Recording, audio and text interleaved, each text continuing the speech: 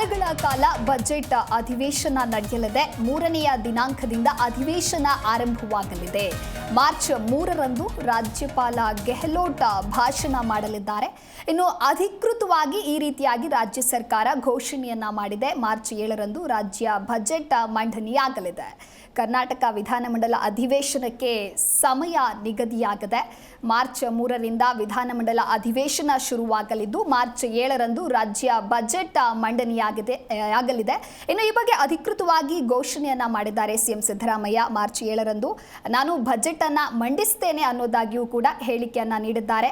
ಇನ್ನು ವಿಧಾನಸೌಧ ಸಮ್ಮೇಳನದ ಸಭಾಂಗಣದಲ್ಲಿ ಮುಖ್ಯಮಂತ್ರಿ ಸಿದ್ದರಾಮಯ್ಯ ಅವರು ರೈತ ಸಂಘದ ಮುಖಂಡರುಗಳ ಜೊತೆಗೆ ಪೂರ್ವಭಾವಿ ಸಭೆಯನ್ನ ಕೂಡ ನಡೆಸಿದ್ದಾರೆ. ರೈತ ಸಮುದಾಯದ ಕುಂದು ಕೊರತೆ ಬೇಡಿಕೆಗಳನ್ನು ಅವರು ಆಲಿಸಿದ್ದಾರೆ. ಹಾಗೆ 3 ವಾರಗಳ ಕಾಲ ಬಜೆಟ್ ಅಧಿವೇಶನ ನಡೆಯಲಿದೆ ಅನ್ನೋದು ಗೊತ್ತಾಗಿದೆ.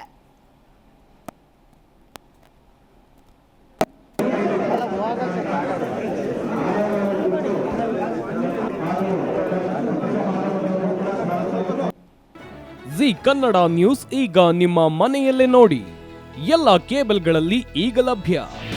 ನಿಮ್ಮ ನೆಚ್ಚಿನ ಜಿ ಕನ್ನಡ ನ್ಯೂಸ್ ಈಗ ಸನ್ ಡೈರೆಕ್ಟ್ ನಲ್ಲಿ number 292, Tata play number 1664, Jio TV number 1334, NXT digital number 30, in cable number 30, city networks 51, U digital number 162, GTPL number 17, Rockline telecommunications number 42, Shri Basaveshwara cable number 168, rural cable network 60, Vinayaka digital 57, Abhishek cable 821, city channel 53, Siddeshwara cable network 57, ವಿ4 digital infotech 628, Surya digital networks 53, Gajanan digital number 836, Malnad infotech private limited number 56, Metrocast number 830, victory digital number 167ರಲ್ಲಿ ನೋಡಿ ಆನಂದಿಸಿ.